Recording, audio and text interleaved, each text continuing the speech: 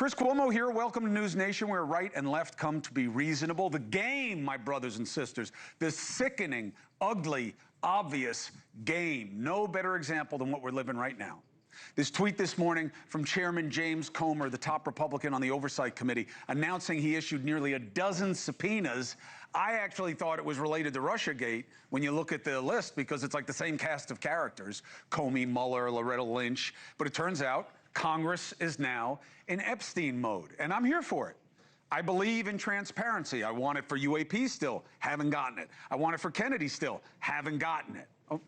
So I'm all about the transparency. The weird part is they subpoena all these people. How do you do competent interviews if you haven't had access to any of the files? You know what I'm saying? It's like the cart before the horse. Get the files, figure out who you need to talk to. They're doing it in reverse. Why? Politics. More weird. Comer doesn't want to speak to Epstein's best friend, but he wants to talk to Hillary Clinton? I mean, what does she have to do with this?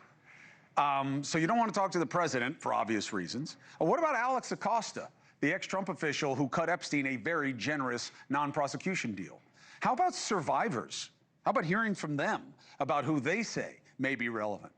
How about the Trump staffers who are now in charge of the FBI, who made big statements about what they knew about client lists and murder, and they're now in positions of power? More weird is, did you know that there's being a play made with Epstein on both sides? So Comer announces the subpoenas, right? But you know what he left out? These subpoenas were actually motivated by the left last month. They demanded that the DOJ release any and all Epstein files. Trump and Johnson, well, Trump didn't seem to want that, or somebody didn't seem to want it, okay? So Speaker Johnson resisted it, okay? Or at least enough to not make it happen. So remember, 3 Republicans sided with the Democrats, and you know you're not allowed to cooperate these days, right? That's weakness. But they did anyway. Why? Epstein matters to MAGA. That's why.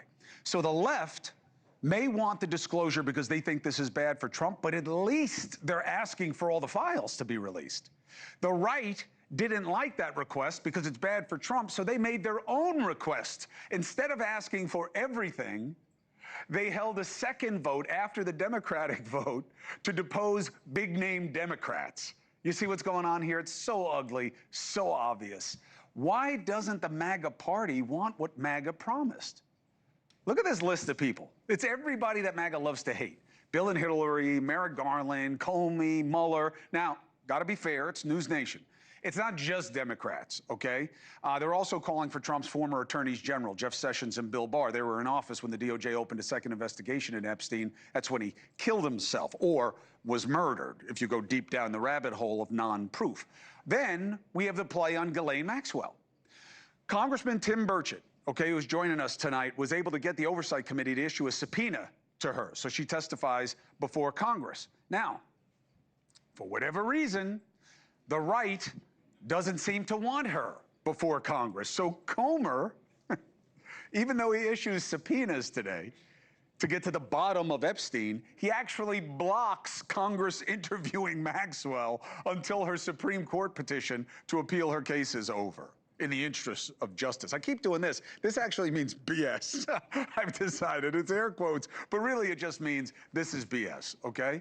So then the interview happens with Maxwell and the deputy AG, and we're told that Comer, Mr. I want to get to the bottom of it, is mulling whether or not to release it. Mulling? Why would you be mulling this? Why wouldn't you release it? So what is this about? This is clearly about advantage, just not yours. It's just one side against the other. The left wants everything, so they just want to hurt the Democrats, and then back and forth and forth. The best path forward for the president, I still believe, cut through the dueling doo-doo and put everything out. Everything the DOJ now has. Put it out. Redact what you must. Put it out. You promised. Tell the Attorney General to put it all out and start by explaining why she said she had the list on her desk. Go into the DOJ vaults, release what you have. Tell Patel and Bongino to stop hiding and own what they said or change what they mean, okay? Witness interviews, notes and memos, investigative leads that were followed up, investigative leads that were not followed up. the reasons why they weren't followed up. It's all in the files if this was conducted like a normal investigation. We can find out what led to that sweetheart deal that Epstein got back in 2008 from the guy who went on to be a Trump major official at the Bureau of Labor, Department of Labor. We can also get data like surveillance footage, Epstein's computer hard drive. Now look, I've told you this before and I'll tell you again. I do not believe there's a client list. I do not believe there was a murder. I don't believe there's a smoking gun connecting Epstein to some partner who's really powerful but being hidden, who did all the same terrible things he did. And I don't believe Ghislaine Maxwell said anything different to the deputy AG. But I do believe in transparency. And Trump's people in positions of power said differently, and they must own it. So the key that we know exists, and could prove me wrong, by the way, which I welcome, bank records. Because this is all about money flow, right? Who gave him money? How did he use his money? What did the money have to do with the women? You know, there's an old investigative term in French, cherchez la femme, find the woman, and you'll find what this was really about. Well, here it's going to be about finding the money. What did the DOJ, okay, what did they do when they saw over 4,000 suspicious transactions filed by big banks totaling more than $1 billion with a B dollars between Epstein and other wealthy people? Were they just investments? Senator Ron Weiden, Democrat, he seems bothered by them. He said he uncovered those transactions last year, and the DOJ is sitting on the information. Why can't we see it? Weiden claims that the transactions show that this sex trafficking network was funded by powerful people. Why doesn't he out them? Everybody seems to know that something's there, but none of them can show it. Was this ever investigated? If not, why not?